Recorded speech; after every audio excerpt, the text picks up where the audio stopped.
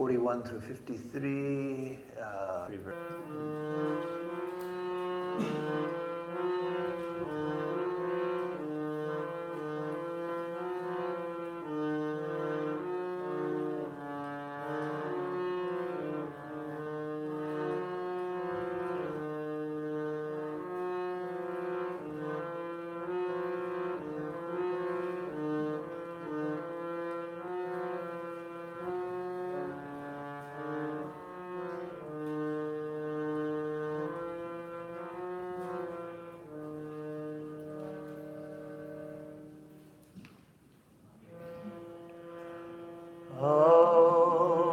पार्थाय प्रतिबोधितां भगवता नारायणेन स्वयं व्यासेन ग्रथितां पुराणमुनिना मध्ये महाभारतम् अद्वैतामृतवर्षिणीं भगवतीमष्टादशाध्यायिनीम् अम्ब त्वामनुसन्दधामि भगवद्गीते भवद्वेषिणीम् वसुदेवसुतं देवं कंसचाणूरमर्दनं देवकी परमानन्दं कृष्णं वन्दे जगद्गुरुं मूकं करोति वाचालं पङ्गुं लङ्घयते गिरिं यत्कृपातमहं वन्दे परमानन्दमाधवम् व्यवसायात्मिका बुद्धिर्हेकेह कुरुनन्दन बहुशाखा ह्यनन्ताश्च बुद्धयो व्यवसायिनां यामिमां पुष्पितां वाचं प्रवदन्त्यविपस्थितः वेदवादरथा पार्थ नान्यदस्तीति वादिनः कामात्मानः स्वर्गपरा जन्मकर्मफलप्रदां क्रियाविशेषबहुलां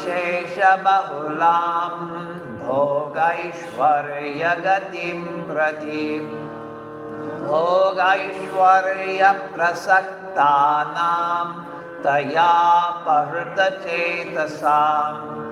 व्यवसायात्मिका बुद्धिः समाधौ न विधीयते त्रैगुण्यविषया वेदा निस्त्रैगुण्यो भवार्जुन निर्द्वन्द्वो नित्यसत्त्वस्थो निर्योगक्षेम आत्मवान् यावानर्थ उदपाने सर्वतः सम्प्लुतोदके तावान् सर्वेषु वेदेषु ब्राह्मणस्य विजानतः कर्मण्येवाधिकारस्ते मा फलेषु कदाचन मा कर्मफलहेतुर्भूर्मा ते सङ्गोऽस्त्वकर्मणि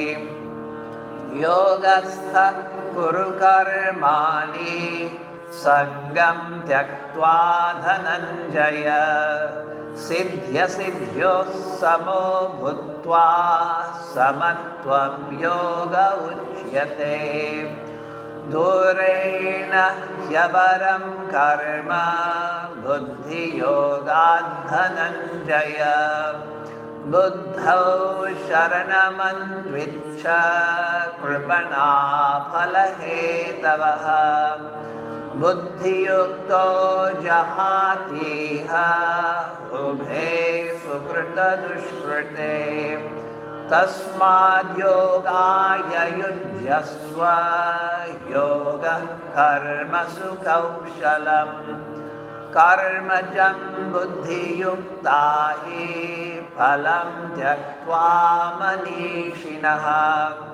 जन्मबन्धविनिर्मुक्ताः परं गच्छन्त्यनामयम् यदा ते मोहकलिलं बुद्धिर्व्यतितरिष्यति तदा गन्तासि निर्भेदं श्रोतव्यस्य श्रुतस्य च श्रुतिविप्रतिपन्ना ते यदा स्थास्यति निश्चला समाधावचला बुद्धिस्तदा योगमवाप्स्यसि.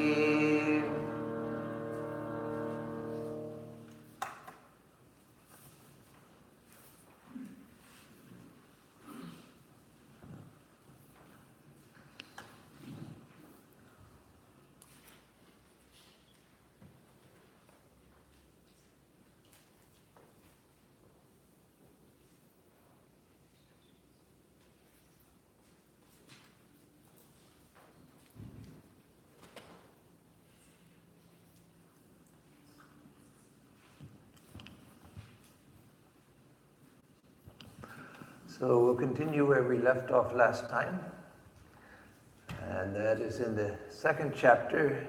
We had just done verse 46, so we'll start with 46 again, and then go on in order to see the connection. And so 46, well, before we go to 46, let me say that the immediate context that we had gone over last time was the Vedas being full of flowery words and full of rites that produce future births, even births in heaven, which are to be avoided by the spiritual aspirant. That is, even the heavenly worlds are not desired by the spiritual aspirant. Now, heavenly worlds here doesn't mean Kailas, Vaikuntha, Ramakrishna Loka, Brahma Loka, which are different names for the same state. Kailas, Vaikuntha, Ramakrishna Loka, the heavenly world of the Christian mystics, the heavenly world of the Buddhist saints, the Western paradise as it's called in Buddhism.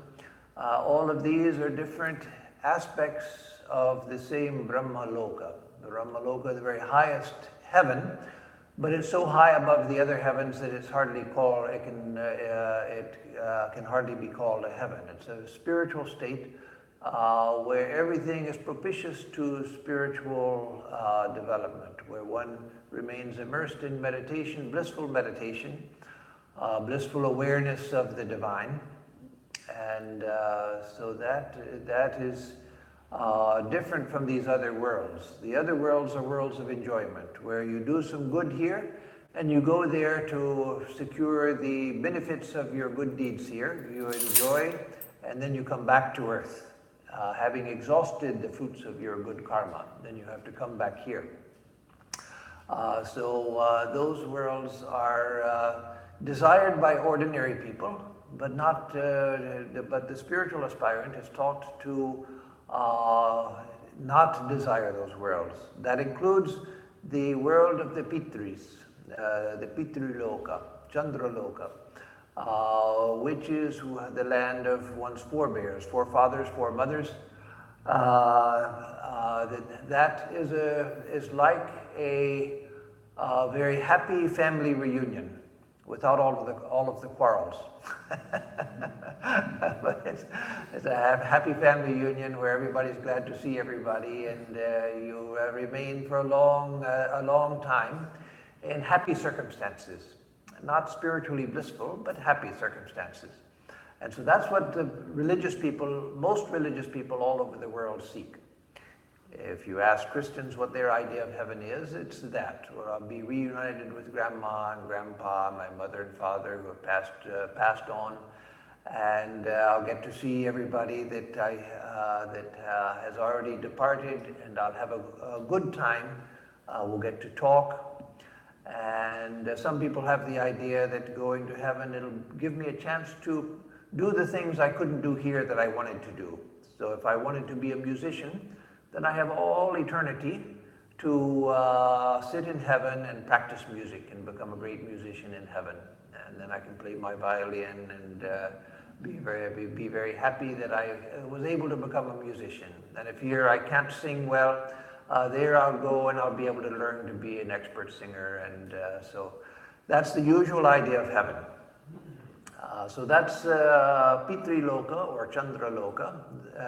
And that's, again, if all of you know of the Mormons, and some of you may have Mormons in your family, but married into your families. But Mormons, that's their idea of heaven. And again, it's the predominant idea all over the world. The Mormons' idea of heaven is where you go and you live with your family forever. Though they have some particular ideas which are not shared by others. For instance, they say that every family will have their own planet. You'll go and live on your own planet. That's why there's so many stars, because there's so many people and they have to each have their own planet where they can go and live eternally united with their family. So that's Chandra Loka, Pitri Loka, and then Swarga Loka, Swara Loka, Swa Loka. That's the land of the Devatas, but the lower Devatas, Indra, Varuna, Mitra, Aditya, etc. The lower Devatas, these were the big gods during the Vedic time. And so there was a shift that came at the end of the Vedic period, where the gods of the Vedic period became the minor gods of later Hinduism. And so Swara Loka, Swarga, is the world of the minor deities. That is, these are not Ishvara, they're not Prabhu, they're not Vishnu, Shiva, Durga, Kali. They are far, far above this. This is the world of the minor deities who are similar, they're not the same, but they're closer to the Christian idea of angels. The Christian idea of angels is quite distinct. But just as the angels in the Christian world and Jewish world and Islamic world, the angels rule over the universe. They're different angels that have different spheres of influence. So the deities have different spheres of influence. And that's, in the Hindu system, it's believed that those deities are offices. You don't run for them politically. You can't carry on a campaign and get one of these offices.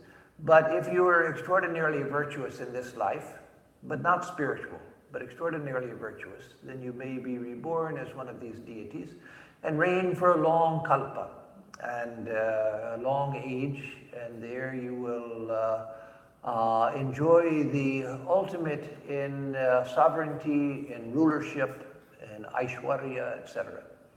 But eventually, some of those deities attain to liberation at the end, like Brahma, the greatest of all of them, the creator, Brahma.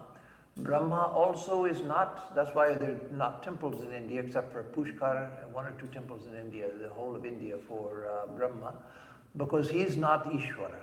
Brahma is a minor deity. That's the meaning of the myth of Vishnu lying on the cosmic waters and the lotus growing out of his navel, lotus opening, and there's Brahma, and he, Chaturmukhi Brahma, Brahma with four heads, he looks in four directions and imagines this universe into being. Because Brahma is a minor deity. Vishnu is Ishvara, lying on the cosmic waters, but Brahma is a minor deity who imagines this. So Brahma, whose world is Brahma Loka, he lives for a full cycle.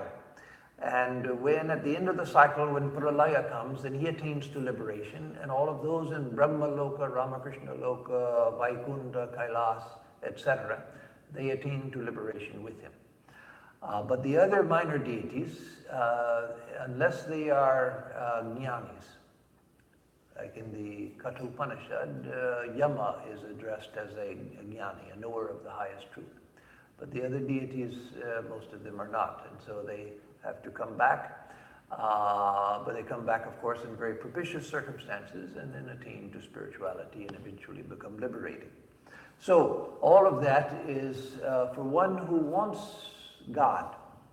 For one who doesn't want God, you don't have to worry about all of these things. You just forget it, just to have a good time, enjoy life as much as you can, and then go on your way. And what will happen, that will happen. But for those who want God, those who find that, no, I'm tired of coming and going, I'm tired of the waves of the world, I'm tired of being pushed this way and that way, I don't want any more of that, I want to find God, then those worlds are to be avoided. So it says in the Mundaka Upanishad that messengers come from those worlds when the soul has died. Messengers come and say, Ehi, Ehi, come to these wonderful worlds where you will enjoy for long ages. Come, be happy. And they come for you to bring you to these heavenly worlds. So then it says that no, there you say, no, I don't want that, I want to go higher. And so Sri Krishna here in the previous verses, in 41 through this 46, he's talking about the lower teachings of the Vedas, not the Upanishadic teachings, not the wisdom teachings. And even in the early part of the Vedas, the so-called Karma Kanda, the part of the Vedas which deals with rites and rituals and prayers to different deities and so forth, even there you find the highest wisdom in places, like the Devi Suktam and other places. But in general, you find this appeal to the desire of people to go to a heavenly world and enjoy themselves. Because life here has so much suffering. There's happiness also. We have a good time sometimes. We have a good time. Some things are nice. But there's a lot of unavoidable suffering in life also. Unavoidable suffering. And probably more suffering than happiness. And so people think that this life is so much suffering. If I can go to a world where there's no suffering, let me do that.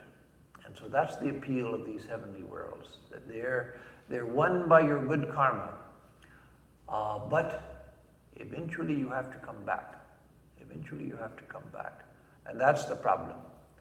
If you could go and be happy and live a relaxed life and enjoy yourself and have a good time and no suffering or anything, no stomach aches and no headaches and no arthritis and all of that, then you could say that, well, that's good enough for me. But no, you have to come back.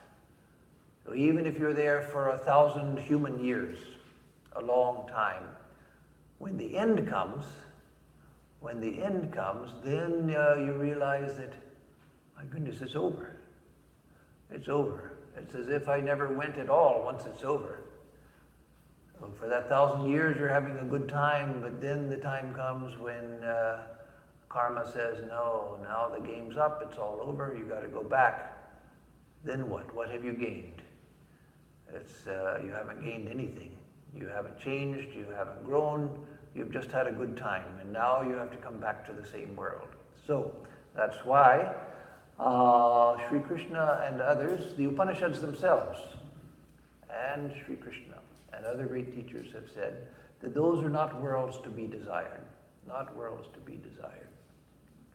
So here in the 46th verse, he says, Yavan artha udapane sarvata sambludodake tavan sarveshu vedeshu brahmanasya vijanatah. So as one has need for water, one has need for water living in a flooded country where water is everywhere. So is the need of a knowing, realized soul for all of the Vedas. The Vedas are containers of wisdom. But if you attain to the heights of wisdom, if you've attained to realization, then what are the use of the Vedas? It's like living in the midst of a flood and saying, oh, I wish I had some water. No, you have no need of water then. There's water everywhere. And this is not talking about Harvey when it's a miserable flood. This is talking about a good flood. When there's beautiful water everywhere, then why do you need a little cup of water? You don't need a cup of water. There's water everywhere. Everywhere you look, water. And so when one has realized the self, when one has realized God, then what is the use of the Vedas? And that's one of the messages you get from Sri Ramakrishna. You look at Sri Ramakrishna and you see what need, and he's always singing songs about this. What need have I of the scriptures? What need have I of Gaya, Ganga, Prabhasadi? What need have I of all of these things? No need. Once I have Mother Kali's feet, I've attained to the feet of Mother Kali. What need do I have of anything? And so when one has attained to realization, there's no need of anything. So that being said, then we come to, perhaps, I keep saying that this is a very famous verse in the Gita when I come to different verses, and this next one is perhaps the most famous verse in the Gita. If people know any verse of the Gita, it's often this one, and that is 47. Karmanyevadhikaraste ma phaleshu kadachana ma karma phalaheturbhur ma te sangostva karmani. So karmani eva adhikaraste. Te adhikara karmani eva. So your adhikara, your right, your adhikara, your right is karmani eva, in the work itself. You have right to the work itself. Ma phaleshu kadachana. Ma phaleshu kadachana. Not to the fruits ever, never to the fruits of the actions. So yours is the right to the work alone, not to the fruits of action. This is one of the strangest teachings in the Gita, and yet it's the most famous teaching of the Gita, of all of the teachings. And some people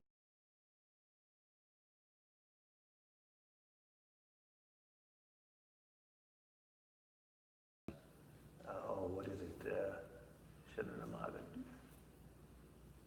Sarva dharman parityajya mam ekam sharanam braja. Giving up all their ideas, all of their dharmas, all teachings, all paths, come to me alone, surrender to me alone, as the most important. That also, of course, is extremely important, but this is probably the most known verse, that yours is the right to the work alone, not to the fruits of work.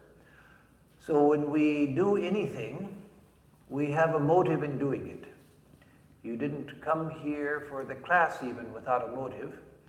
Either you wanted to hear the class, or you wanted to see somebody, or you thought if I don't show up, then Swami will think I'm not a sincere devotee, or whatever the reason is. But there's some motive for coming. You don't come without a motive. And you don't go to work. When you have a job, you don't go to work without a motive. You don't take care of your husbands and wives without a motive. You don't take care of your children without a motive. You don't walk down the street without a motive. You don't go to the mailbox without a motive. You don't pick up a book without a motive. You don't turn on the television without a motive. You don't relax on the sofa on Sunday afternoon without a motive. Every action has some motive. There's some sankalpa, some intention behind every action that we do. And that's why when we do a puja, or any sacred ritual like a puja, one of the important things at the beginning of the puja is to make your sankalpa, to make your intention, to state your intention. I'm going to do this in this form for this purpose. And so, how can you act without any desire for the fruits of action? How can you go to your job, for those who are still working, how can you go to your job without desiring the paycheck? How can you do anything? How can you go to the mailbox to get the mail without the desire of seeing what's in the mailbox? And so it seems to be completely contrary to everything that we know, completely contrary to all of our human instincts. Because again, every human action has behind it some intentionality, unless it's completely unconscious. But every conscious action has a motivation. So the idea here, the right as to the work and not to the fruits of the action means not that you won't have any motivation, at least for a long time. There comes a time when, yes, there's no motivation whatsoever. That's for realized souls. A realized soul has no motivation in any of their actions. Ramana Maharshi defined the difference between a realized soul and an ordinary soul, including even a great sadhaka, as the realized soul makes no sankalpa, makes no intention. The actions are completely spontaneous and free, without any ulterior motive whatsoever.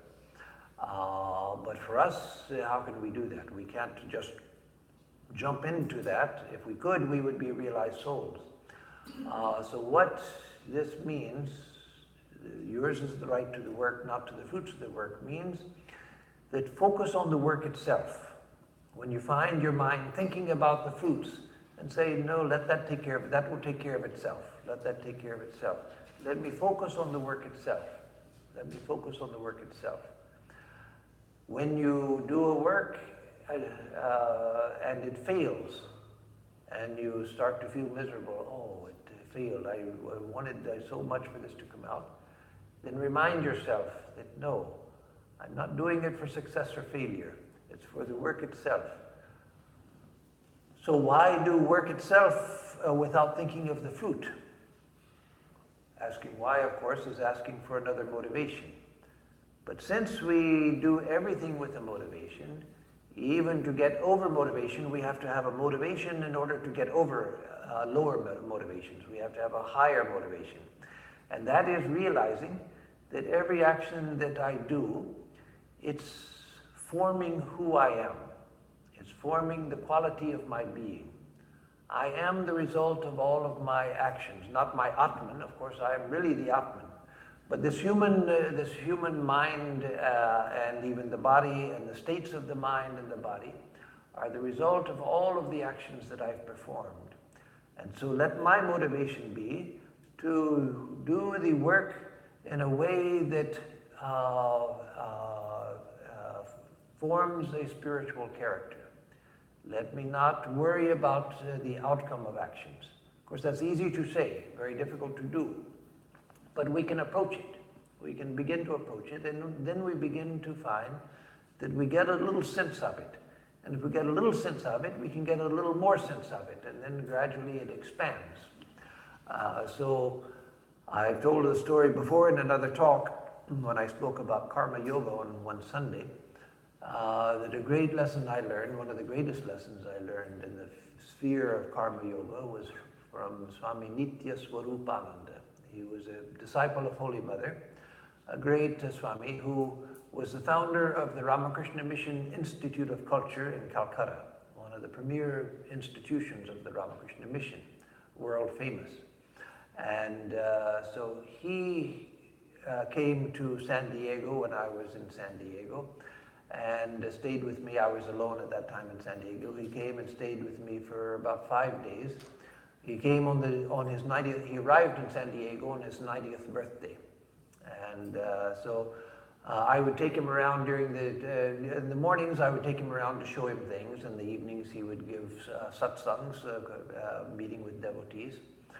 And so one day I had taken him somewhere, and it was a Tuesday, and I brought him back to the ashram on a late Tuesday morning in time to get lunch.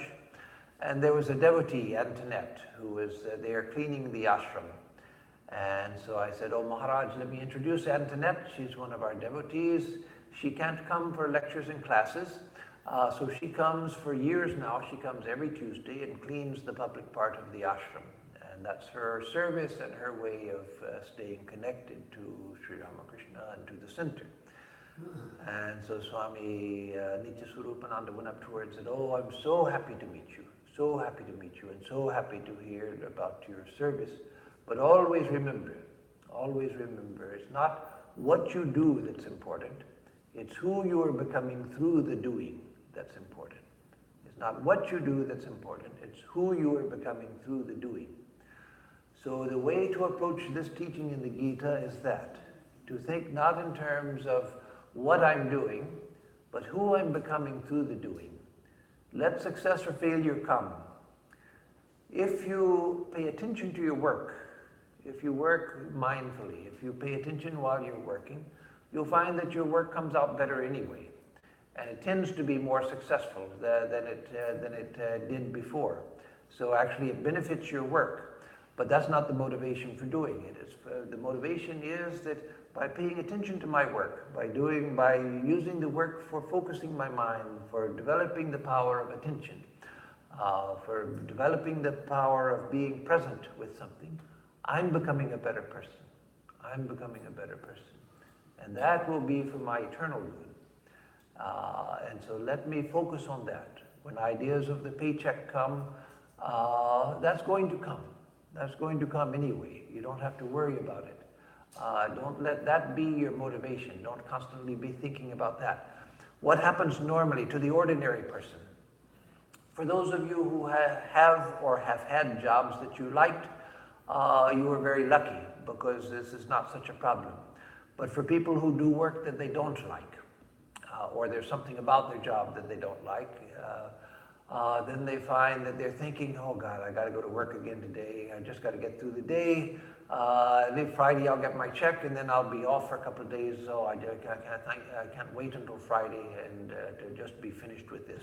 And that goes on week after week, month after month, year after year, feeling miserable about one's work. But if you find that, no, if I take any work, it doesn't matter what the work is, if I take any work, then if I use it to keep my mind present, to keep it present with the work, then I find that my mind becomes better, my work becomes better, and I feel happier doing the work. When I was a kid, my parents went through a phase of, it was a good idea. They wanted to, it was my father's idea, not my mother's. My father wanted to give me and my older brother, my younger siblings were too young to be involved, but he wanted to give me and my older brother a sense of responsibility and the sense of earning our allowance. And so he told us that Sundays you wash the dishes. So your mother will have Sunday off from washing dishes. You wash the dishes, wash and dry and everything. Finally, it happened that my brother and I fought so much that my mother pleaded with my father, just let me do the dishes. It's not worth this. I would much rather do the dishes and just have them quiet. Or out in the yard playing or something. Washing dishes is not something that most people relish. But if you learn to be present with it, you find that no, washing dishes is very relaxing. The mind is something that doesn't require a lot of effort, it doesn't require a lot of attention, but just being present with it. And so I learned to love washing dishes.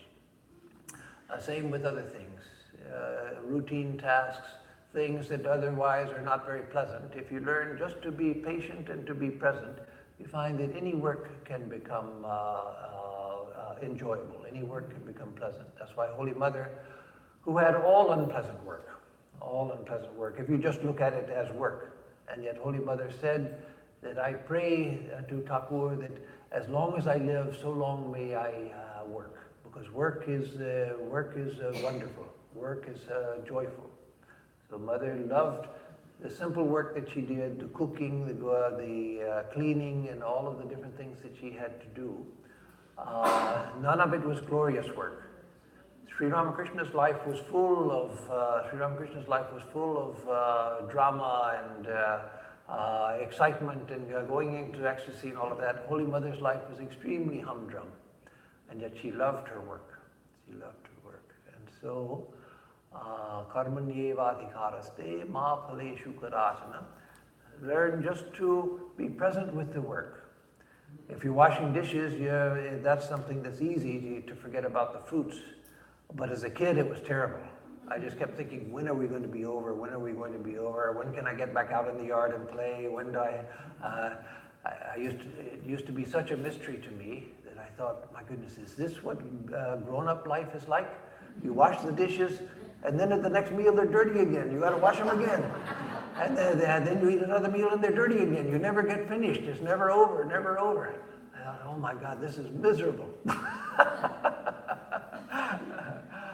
But once you just relax and let it be, then you find, no, every work can be a joyful work. So yours is the right to the work, not to the fruits of the work. Meaning also, as I said before, that success and failure, that's not in your hands. Success and failure is not in your hands. So learn to relax about success and failure. If you do your work well, if you do your work with mindfulness, if you pay attention in your work, you'll find that your work tends to come out well. But even then, sometimes things fail. Even then, things fail sometimes. Look at Swamiji. Swamiji went through so many difficulties when he came to the West, in India also, but especially in the West, where many of his active years were spent. And he had such great hopes for the English work. And yet when he came back to the second time in 1899 and came to England, not one English person came to see him at the docks. Not one English person was there. The English work had been so successful.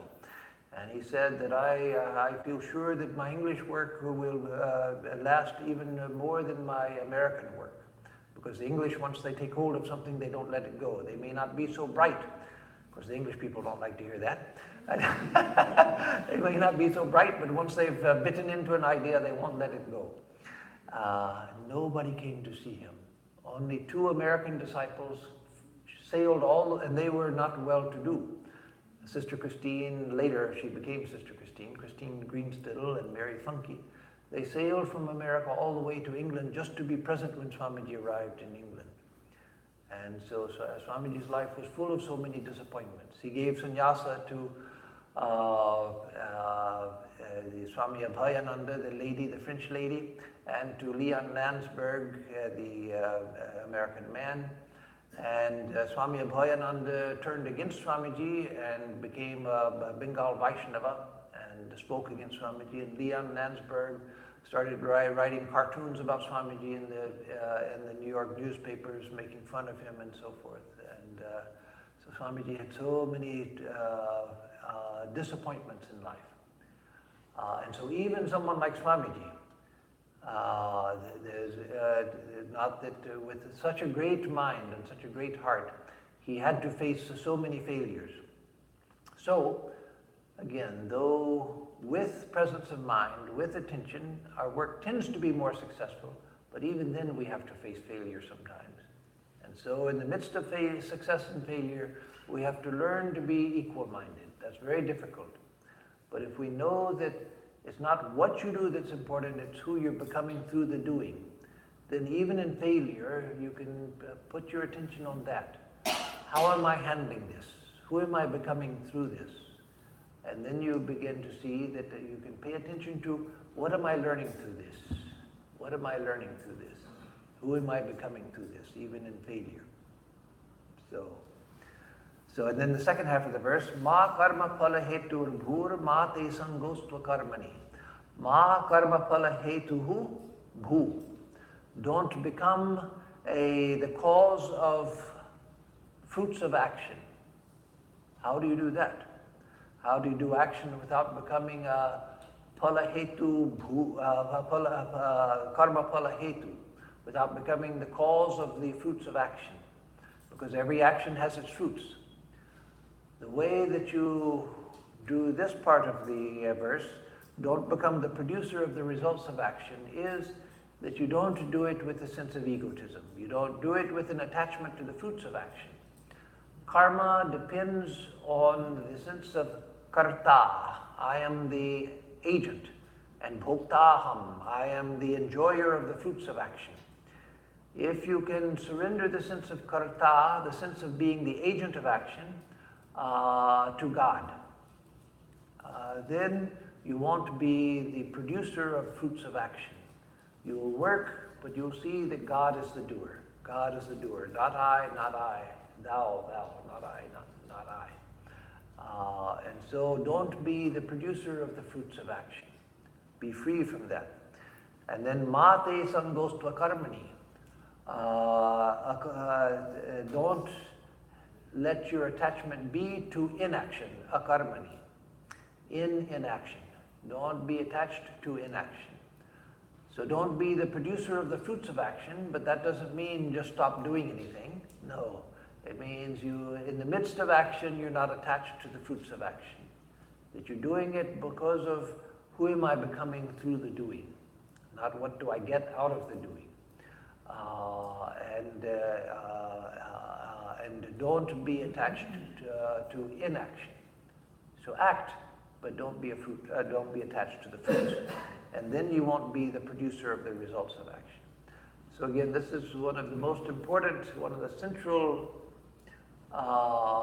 verses of the Gita, perhaps the most famous of all the verses of the Gita, and critical to understanding karma yoga. And it's critical to understanding yoga in general, because this applies even in meditation. When we practice meditation, when we do japa, then all of us, for a long time, we think, am I getting anywhere? Am I getting anywhere? What's happening? What's happening? Is this producing any results? No, forget about that. Just do the meditation, do japa, and give up the fruits of the japa and the meditation. Holy Mother, such a great person, such an unselfish, pure, truthful person, assured us that the japa is working, even if you see no results from it. It is working. It is producing results. So just go on doing it.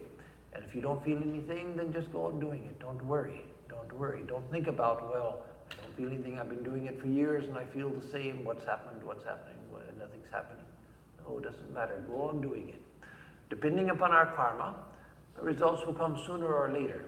But the results are there. Even when we don't feel anything, the results are there. It's changing us even when we don't feel it. It's continually acting on the unconscious mind as we do japa. Acting on the conscious mind, but especially on the unconscious mind. And so it is changing us from the deepest layers of our being where we don't see the changes going on.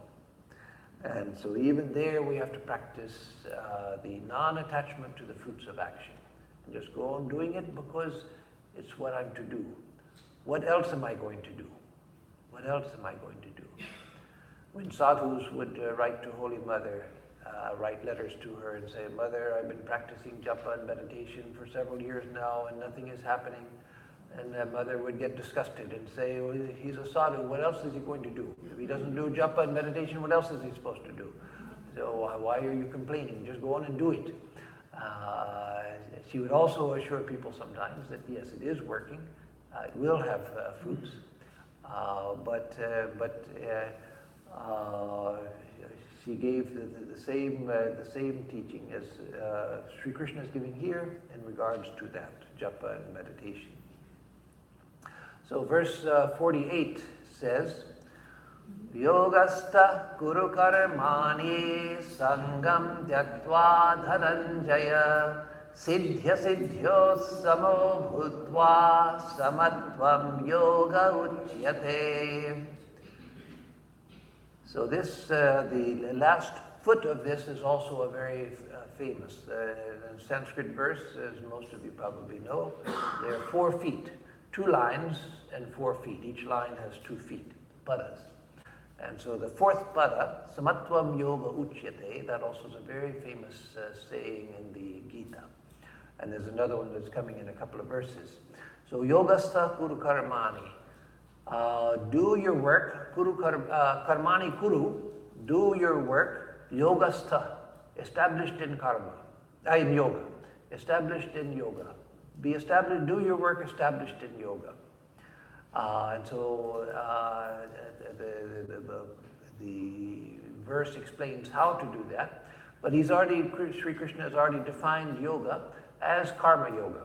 So remember that in the Gita, not in other books or Vedanta Shastras, but in the Bhagavad Gita, yoga means, most of the time, yoga means karma yoga.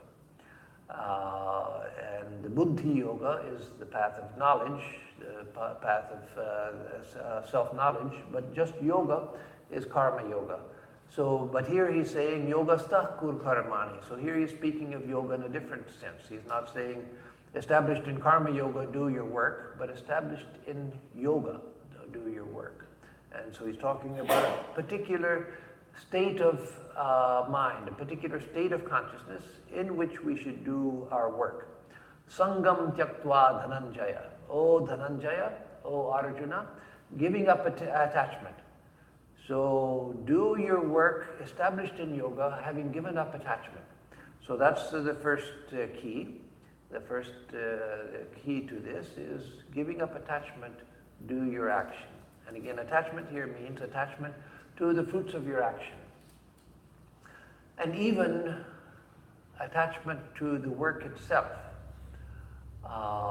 We should have, Swami Brahmananda said that the karma yoga requires a great respect for the work. The karma yoga requires respect for the work. Oftentimes we think when we first hear about karma yoga, first learning about karma yoga, we think that karma yoga means detachment, and that means not caring anything. So just somehow slop your way through your work, do it anyway and get it done, and don't care. That's non-attachment. No, he says that karma yoga begins with a profound respect for action. But even that we have to do in a non-attached way. Why? Because sometimes the job that we're doing is taken away from us. That also we have to learn to be non-attached. Again, that doesn't mean be allowing people to push you around, but it does mean that sometimes a job is taken away from us and we can't help it. And then the mind goes on thinking, why did they take it away? Why did they take it away? They shouldn't have taken it away. That was my work and so forth. No, learn to give it up. Learn to give it up. Why? Not because the other person perhaps was justified in taking it away. Sometimes somebody takes work away and it wasn't justified. But because it does you no good. Because it does you no good. It hurts you. So again, if work is taken away and you have no control over it, then let it go. Let it go. Forget about it.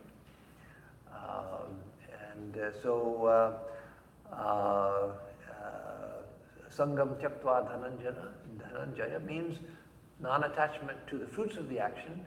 And when you have to be non-attached to the action itself, then okay, let it go, let it go. If the work goes, let it go. Again, that doesn't mean that you let people push you around. And first time somebody says, no, I want to do that, that doesn't mean that you have to say, oh, what can I do, what can I do? No, it doesn't mean that, but it means that if work is taken away from you and you can't, there's nothing to do, then let it go, let it go.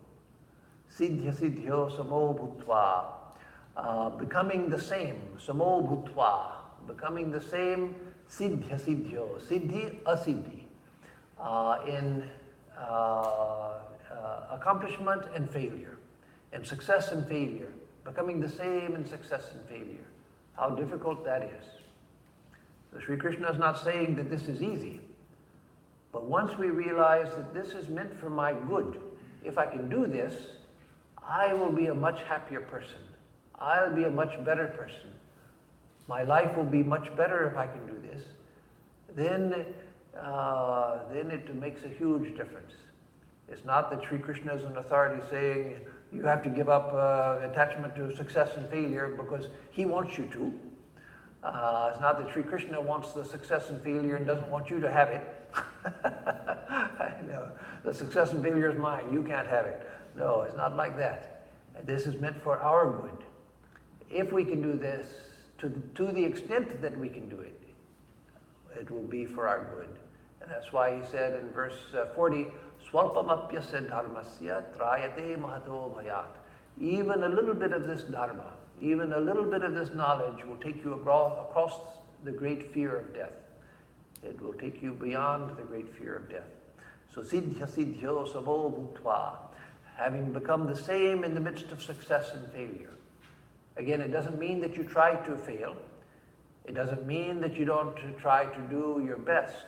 No, try to do your best. But if you fail, that's okay.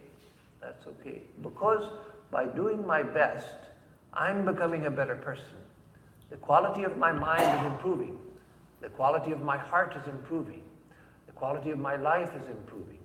And so that's enough. That's all that I can expect from work. And so success and failure, let them come and let them go. Samatvam yoga uchyate. Here he gives a definition. And so again, this is the foot that is most famous, one of the very famous passages in the Gita. Samatvam yoga uchyate. Yoga uchyate. Yoga is called samatvam. Yoga is called samatvam. Evenness, equanimity.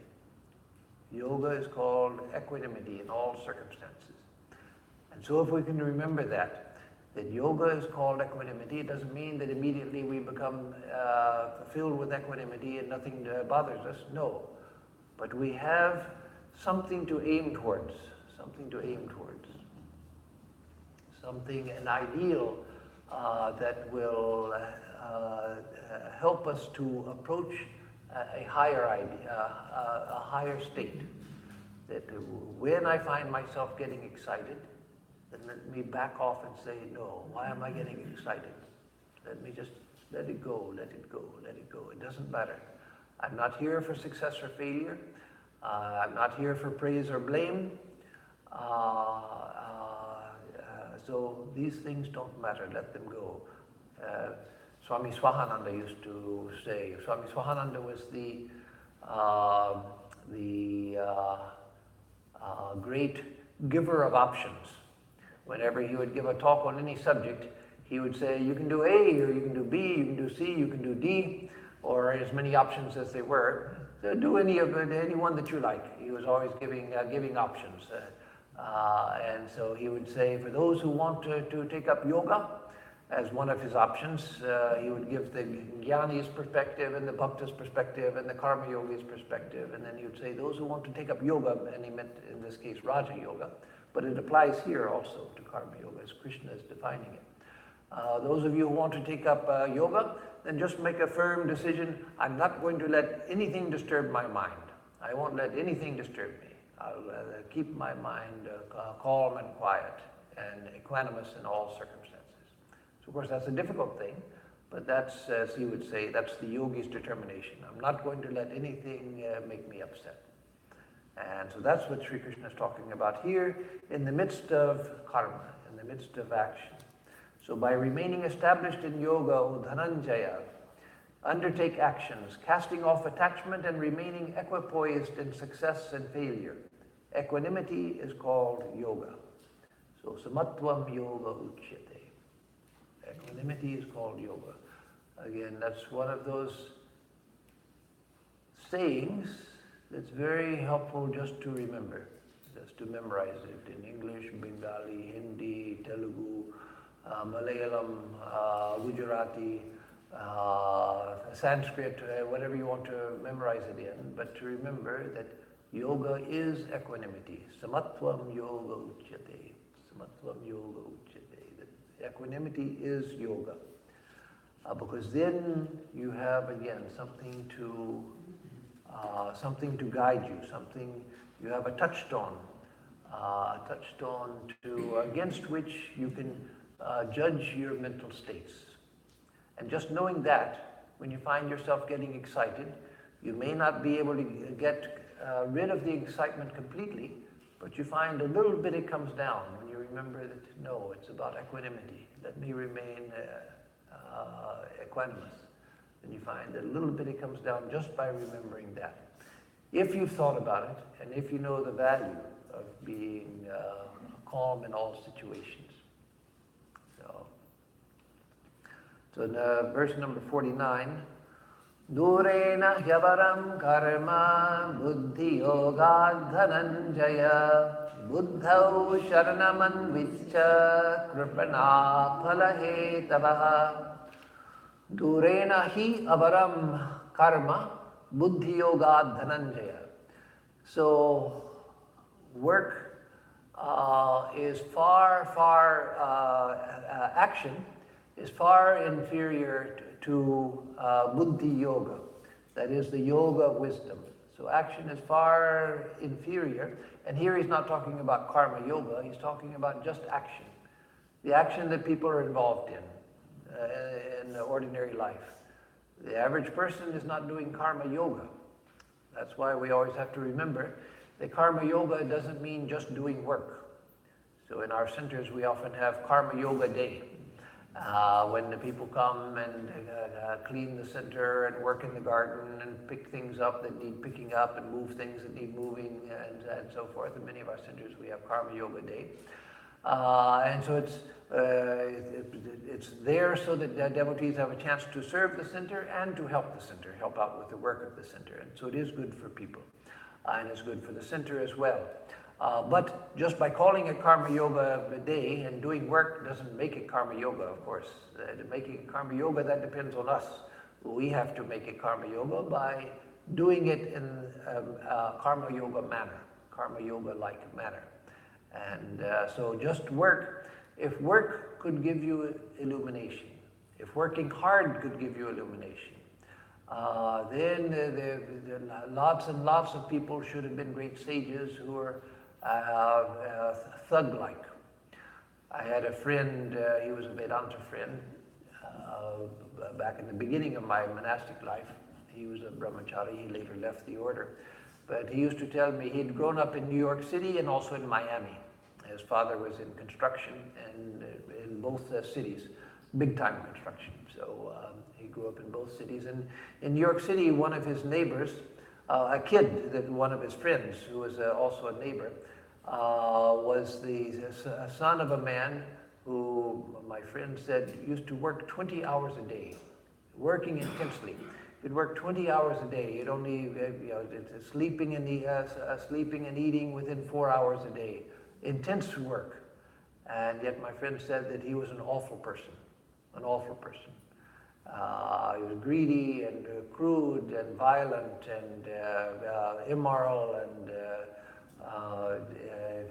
criminal in his actions and so forth. But he worked tremendously. So if working could get you to illumination, then a person like that should have become a saint. But he didn't. He became an awful person. So it's not work that transforms us. It's our attitude towards work. It's how we work. That's what transforms us. So, durena hyavaram karma buddhi yoga dhananjaya. Far inferior is simple action to the yoga of wisdom. Buddhau sharanam anviccha. Therefore, O Arjuna, take refuge in the buddhi. That is in wisdom, but in the buddhi also. Here, buddhau, from buddhi, it means, the buddhi here means wisdom, but it also means the buddhi, the highest part of the mind.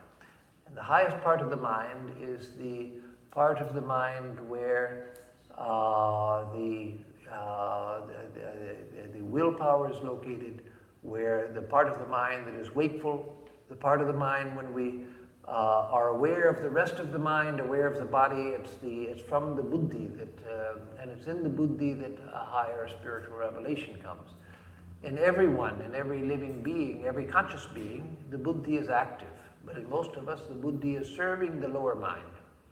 And so part of spiritual life is trying to awaken the buddhi. The buddhi is the heart, the spiritual heart. The Gayatri mantra, Om Bhurabhuvasva Tat Savitur Varenyam Bhargo Devasya Dhimahi Dhiyo Yona Prachodayat. The Dhi is the buddhi. Dhi and buddhi are the same. And they're also the Hridaya, which Ramana Maharshi and other great sages and the Upanishads speak of. So take refuge in wisdom or take refuge in the buddhi, the higher part of the mind. Doing japa, praying, worshipping, meditating, all of that is for stimulating and purifying the buddhi so that becomes awakened. So buddhau sharanam anviccha kripana phalahetavaha. Miserable are those who are the producers of fruits of action. Those who are greedy for the fruits of action. Those who are working to get the fruits of action. They don't care about the work, but they want the fruits of action. Those are miserable people. Miserable why? Miserable because they're constantly being buffeted by the waves of the world. Constantly being buffeted. Because Sri Krishna says why? Karmanyevadhikaraste mahaphaleshu kadachana. Yours is the right to the work, not to the fruits of the work. Why? Because we actually don't have even now when we're seeking fruits of action, we don't have any right to the fruits. And so fruits sometimes come, sometimes they don't come because they're not ours. They come and go at the whim of the external world. They're not ours. We can't control them. And so we're miserable. We try to get them, try to grab them, and they're always getting out of our reach. And so, kripana phalahedavaha, those who are producers of the fruits of action, that is, those who want the fruits of their action, they are miserable. They're miserable. Kripan. So here the translation is, O Dhananjaya, since action is far inferior to the yoga of wisdom, therefore seek shelter in wisdom, which also means the buddhi. Those who thirst for rewards are pitiable. And then, oh no, time is up. I was going to do 50, but we'll stop here because time is up. 50 has also a 1 foot, which is extremely famous, another definition. It is 50, and it is not 51 that has that. Ah, yes. 50, the 4th foot also is extremely famous. So we'll do that next time. So, let me see if there's one question. If there's one question, the time is already up, so I won't take more than one. But if there is one, I'll take that. No questions tonight? Okay. Okay, there's one. Kamala has one. Just want to ask you. Oh, just a moment. Let me get the microphone so that it is heard. Buddhi, you talked about buddhi that makes all the decisions. Is that what we call the intellect actually, which we use? Yes, that's a good question. The buddhi is translated as intellect, but we have to understand that intellect, as we understand it in the modern world, modern English, is not at all the buddhi. What we call the intellect in common speech, when people say, oh, he's so intellectual, or he's got a great intellect or something, he's very smart, he's got a great intellect, they're not speaking of the buddhi. So intellect actually is a very poor translation, and it gives the wrong idea. What we call intellect nowadays, that oh, he's so intellectual, that's part of the manas. That the manas has been very well informed, it's been trained, he can think about all sorts of things, but the buddhi stands above all of that. The buddhi it's often called the determinative faculty. The buddhi is that which gives us a sense that this is true. It's the knowing faculty. In the intellect, I see someone coming in the dark. I can see them, but it's like right now, it's twilight. And I see them coming towards me, but I'm not sure who it is. So I'm thinking, who is that? My goodness, is that Kamala? Or is that Mridula? Or is that someone else? I can't quite tell who it is. So the manas is trying to figure it out. And that's what the intellect does, tries to figure things out, it thinks about things. But then as soon as I can actually see you, you get close enough so I see you, then the buddhi says, it's Kamala. It's not Mridula, it's not somebody else, it's Kamala. Buddhi gives a certain knowledge. It says, this is truth. So that's the highest part of the mind. That's also where the reflection of the Atman is located. Okay, so let me give a closing chant, and then we'll close the class, and then I'll give announcements after the chant.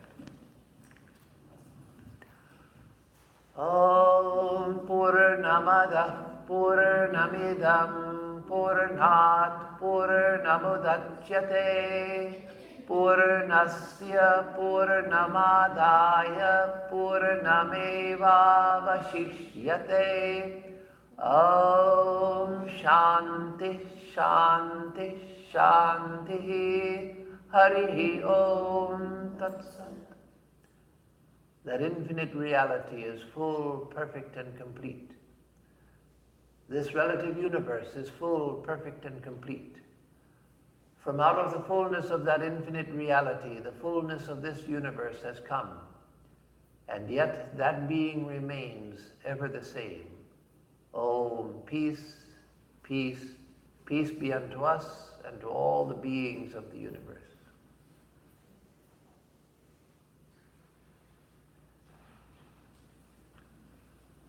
So now, for announcements, the Thursday class we'll have as usual on the life of Sri Ramakrishna at 11 o'clock. On Sunday,